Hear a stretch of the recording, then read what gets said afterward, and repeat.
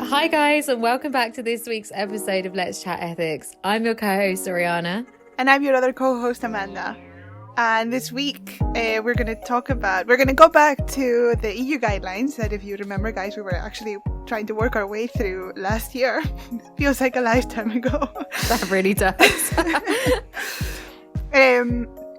But today, instead of talking about any one particular guideline, we actually want to talk about why the EU is emphasizing specifically trustworthy AI, because if you remember, these are the guidelines for trustworthy AI. So why is trust and AI actually being trustworthy so important? And one of the arguments in the guidelines is the concern that obviously if AI isn't trustworthy, then people won't want to use it, right?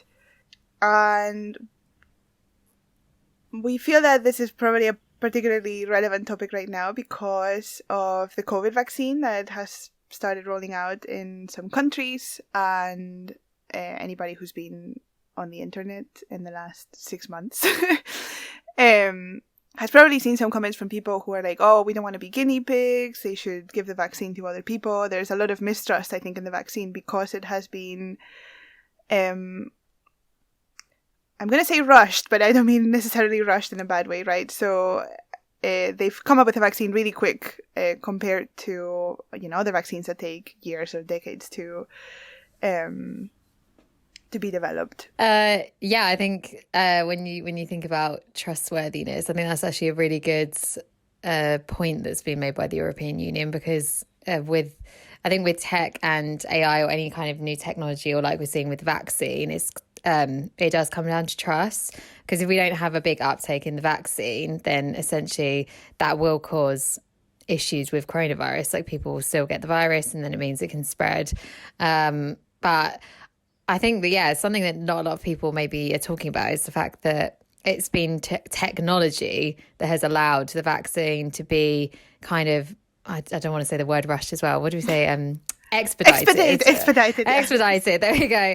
It's been expedited because it's obviously had way more funding than the usual vaccine, and obviously it has we have way more advanced technology than we did 20 years ago when we were developing vaccines, and they had to go through obviously different stages and processes. So but it's interesting how trust definitely is kind of the big word that's thrown around in ethical AI as well. I think it's interesting as well, because in terms of the uptake, I know the European Union is saying that, but AI is already was implemented into our lives without people even knowing.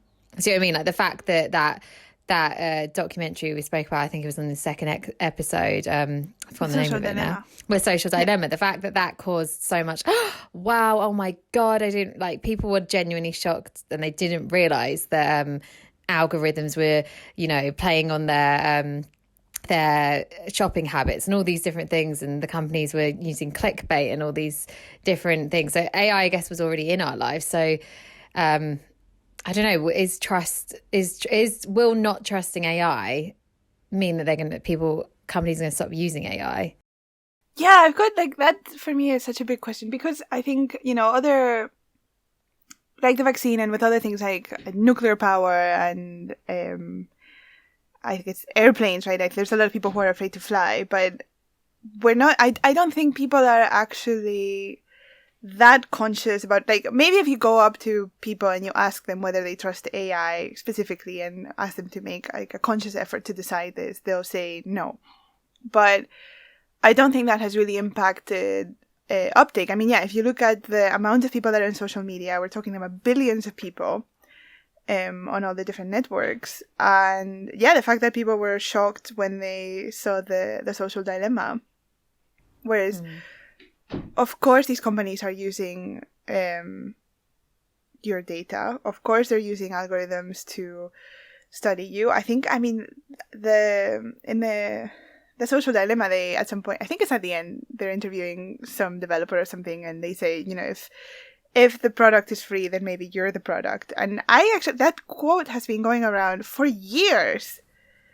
It's not new, right? This idea that if social media is free, is because that's not really the product. The product is your data, and they're actually essentially big advertisement companies. And Google is an advertisement company. They're not even lying about it, right? That's how they're making their money. So I'm not sure that trust is in fact as important as people think they are. Like, I actually also wonder, even after the Cambridge Analytica thing happened, how many people actually stopped using Facebook or other social media, right?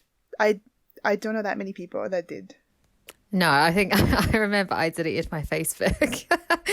And then because I was like, fuck Facebook, wow, like what the hell, even like, and I was trying to, but then I was like, but wait, Ariana, you're using WhatsApp and you're using Instagram, which are all under the umbrella of Facebook. So that was kind of redundant for deleting Facebook. But no, I agree. Like, I don't really know many people who stopped using it. So actually, yeah, I'm starting to wonder if trust is actually I think it's kind of thrown around almost as a buzzword a bit, but like you said, what would it take for everyone to stop using social media? And I do think like, you know, when we had Mark Durkee on a few weeks ago, when he made the point from their report that they'd found out that, you know, a lot of people actually really enjoy what algorithms can bring to their life, like Spotify, for example. I know loads of people love the fact that Spotify, through the music that you listen to, will then find, you know, other artists that you might not have heard of, like that come under that genre. And I've personally found loads of new artists and loads of new music that I wouldn't usually found through the algorithms. So he was saying that when you talk to the general public, actually a lot of people really enjoy the fact that you go on your email and it pops up, oh, look at this shoe that you should buy. And I know my mum said a lot of her friends genuinely love that. They think it's amazing. And it's so I think I'm not really, I agree. I don't know if trust is actually the right way. And I do think how I see it with a lot of the like the guidelines for ethical guidelines worldwide, I do think it's really aimed at people who understand AI and know what's happening. So to me, it's almost aimed at, here's some guidelines. Now people who work in the AI world and the tech world who understand AI now have some guidelines to know what's happening. But the general public, do the general public even know about the guidelines for trustworthy AI realistically? So so I'm just wondering how actually influential they are to the everyday life of tech. And in a way, I think we can't even, I guess, compare it to the vaccine, can we? Because the vaccine, I guess people see that as an actual medically intrusive thing that can, you know, some people are saying it will alter your DNA, and, you know, there's all conspiracy theories going around. Give you the autisms. Yeah, and it can chip you and all these different things, which I'm like, guys, like, you're already chipped. So if you have a mobile phone, you're already chipped. Tech companies and the government know where you are all the time. But I think, the vaccine, I think trust is very important when it comes to medical ethics. But I'm starting to wonder how important trust is actually when it comes to AI ethics now. I wonder to what extent the the convenience that AI has brought into our lives and the benefits, they're just too good to resist. And I think you asked a really good question. You know, what will it take for people to stop using something like social media? I mean, we've already had social media completely undermine democracy in many countries, many times, and that's not enough. And arguably, democracy is one of the most valuable things we have. And, you know, we've done away with it so that we can have more access to cat videos. Cat videos. No, it's true though. I do think what will it take is even the fact that you know, the very dark side of social media, like people you know, people video, like there's loads of awful videos that go around the internet, like murders and rapes and stuff like that, and that doesn't stop people using, do you know what I mean, the internet, or that doesn't stop people using Facebook and stuff. So I do think there's so much convenience that, like you said, comes with AI that I guess I'm not sure that trustworthy might be the right way. But I think it's different when you look at projects like AI, like medical use of AI. So how they're using AI in, I know there's oh, what's the name? Oh my God, my mind's gone blank. Okay, so Dr. Roberto, who I spoke to the other day, who works at Goethe University in Frankfurt. Yeah, okay, so he was talking about, I can't remember, my mind's gone, but I can't remember whether it was Denmark or Sweden, about how they basically can now, they've been testing an algorithm for like 999 calls, so for when there's cardiac arrest, and basically training this algorithm to see if it can pick up quicker when there's someone's in cardiac arrest versus someone answering the phone, because they were saying that up till now, actually, it's quite a low rate of people on the phone being able to help someone when they're having a cardiac arrest. Anyway, they trained the AI and they actually found that it wasn't any more helpful. It actually wasn't, because they in that situation, they couldn't train it to be beneficial. But he was saying that basically the research project they were working on was all like the ethics behind it, and like, should they be using it in the first place, and should we rely on that, and all these different things. And I think maybe trust in those situations, I think, is probably a lot more important. Mm-hmm. So I think when you have AI in, like, again, the medical sense, because I think people then see it as can affect real life harm, but I'm still thinking people are kind of socially detached from the fact that social media could potentially cause real life harm. Do you know what I mean? I think whereas when you put AI in a medical tool, so it's obviously everyone's worrying like, oh, how can we use, how we're using AI? Could that potentially, have a knock-on effect and mean someone dies? Whereas people aren't seeing that, I guess, the AI being used in, like you're saying, ruining a whole democracy. Yeah. Which could, So I guess it depends on the context of how AI is being used. But I do think in everyday life, aside from medical, is trust, really actually the right way? Yeah, I guess I wonder if it's also how sort of direct the consequences. Because, for example, something like driverless cars, I think is something that got a lot of attention, and there's certainly a lot of mistrust and this idea that your car is going to have to decide whether to kill you or somebody else at some point if you get into an accident. Mm-hmm. And I think that was such a big news story, right? And I think a lot of people don't trust these cars because I think there's such a direct relationship between, okay, you're in the car and the car is driving and there's going to be an accident. I think most drivers have had some kind of accident. Like, a lot of the time it'll just be like you bump into something, but there's a very real risk that you will be in a serious accident. And I think people generally probably overestimate, I want to say, but, whereas social media, for example, undermining democracy, there's not, I guess, for most people, an obvious way in which sharing your pictures of your breakfast on Instagram or, sharing a news article on Facebook is going to suddenly undermine democracy and give you Brexit and, and Trump. Yeah, I think so. So the link between the vaccine maybe giving you the autisms, not really, but, this fear seems much more direct than I took pictures of my breakfast for a year and now we've left the European Union. It's true, though. I think exactly that. So I think the guidelines for trustworthy AI, I actually think they are great guidelines. Yeah. However, I think for the general public, like I was saying, I think they don't really care. Like, realistically, I don't think you're going to be thinking about the EU guidelines for trustworthy AI, like you said, when you're posting on Instagram or you're using Twitter or when you're shopping and you're getting through adverts, or like you're saying, the algorithms on Spotify. You're not really going to be thinking about any of that. So I think in many ways, I think the convenience outweighs the need for trust. So I wonder if the EU could maybe think about it differently, actually, when they're saying that they're worried about uptake.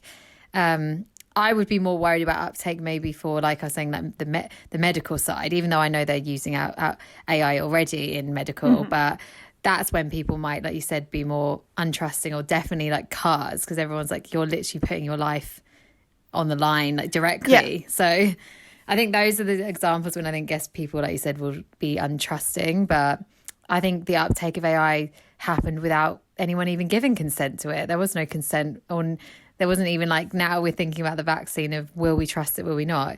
AI was already here without us even knowing, really. Yeah, absolutely. I think, it's so like, I'm talking about social media because I think it's the sort of quote unquote AI that most people interact with on a daily basis. Even though there's quote unquote AI, there'll be a upcoming episode. What do we talk about when we talk about AI?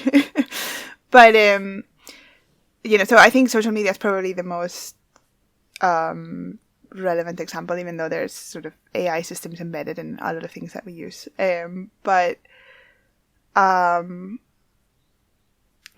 was kind of marketed to us as a way to stay more connected to your friends and family. Then I remember when there was like this big thing about how many Facebook friends you have, which is so much more than you would have in real life. And one thing that I think is interesting about social media, in terms of AI and there's the convenience of it, but I think there's also been so many reports of how bad it makes you feel and how it like promotes obviously body image issues and depression and all of that when you're going on Instagram or Facebook or whatever, and everybody's often like China and doing fun things with their life, and you're just, you see your real life.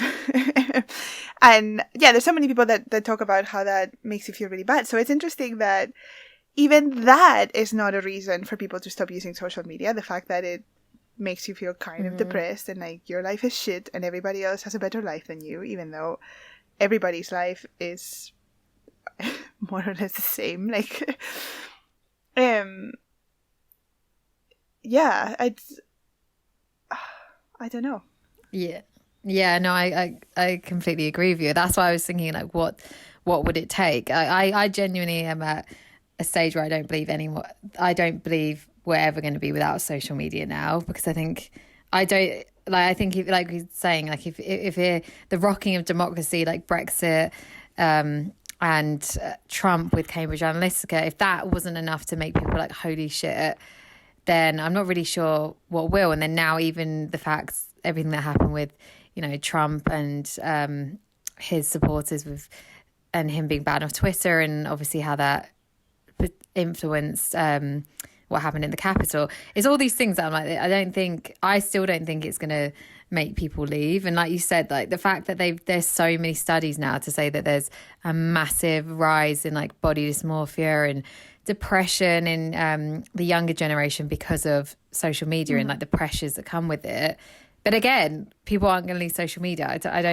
I think it brings too much. I think we have become even more a convenience cultured world. Like we want everything instantly, instant gratification. You can, that's why, like, realistically, there's no other reason that Amazon have done as well as they have apart from convenience. Like next day delivery of anything you want, anytime. Like in New York, I could literally get my Whole Foods shop delivered to me same day. If I ordered, like someone comes right to your door, knocks and it comes in. Like everything was so convenient. Like it's so convenient, and that's the problem. Like people can be anti-Amazon, but then they're just going to go for convenience. And it's I do think we become even more of a convenience culture as a world, really.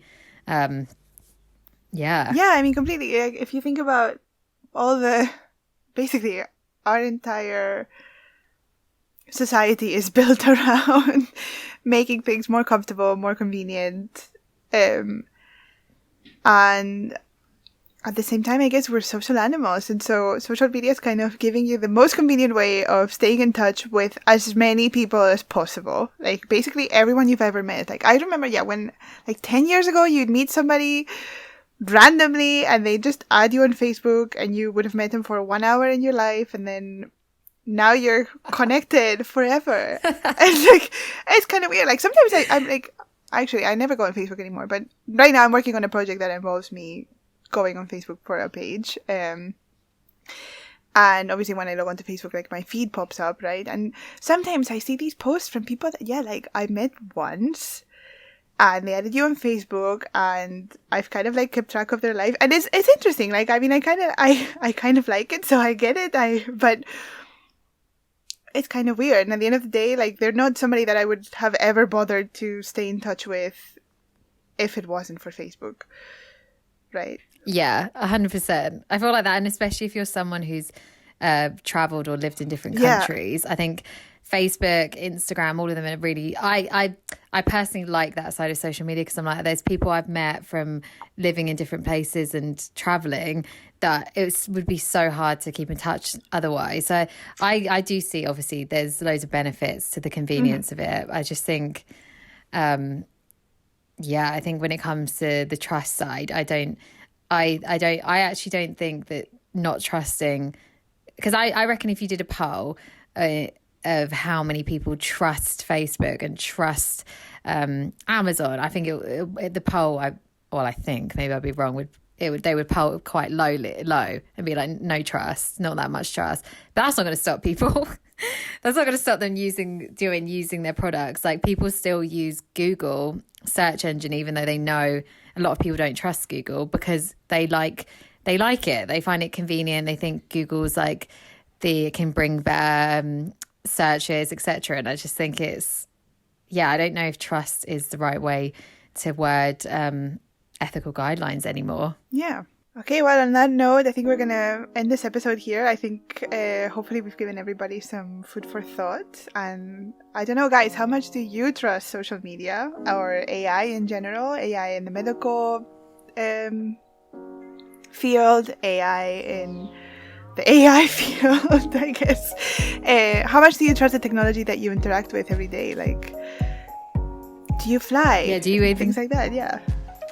Yeah, like, do you even think about it? Like, some people might not even take a second think about how much do you think, like, realize or think about AI on a daily basis when you're using social media? Because I don't think many people necessarily do, you know. I actually do think I did notice an uptake of people on Instagram suddenly being like, fuck the algorithm, because the algorithm's stopping their posts coming to the top of the feed. Influencers were saying that, and I was like, oh, now you care when you're not getting your likes. Yeah. Yeah. Oh dear. Thanks for tuning in, guys. Yeah, thank you. And you can reach out to us on social media at Let's Chat Ethics on Twitter, or you can email us at letschatethics@gmail.com, because we still use technology and AI and social on a daily media. basis. Yeah, I was going to say we low-key hypocrites, but we love it. You can be critical, like you can be critical. I was going to say, you can give a critical analysis. Yeah, it's fine to be critical. So, see you next week, guys. See you next week. Bye. Bye.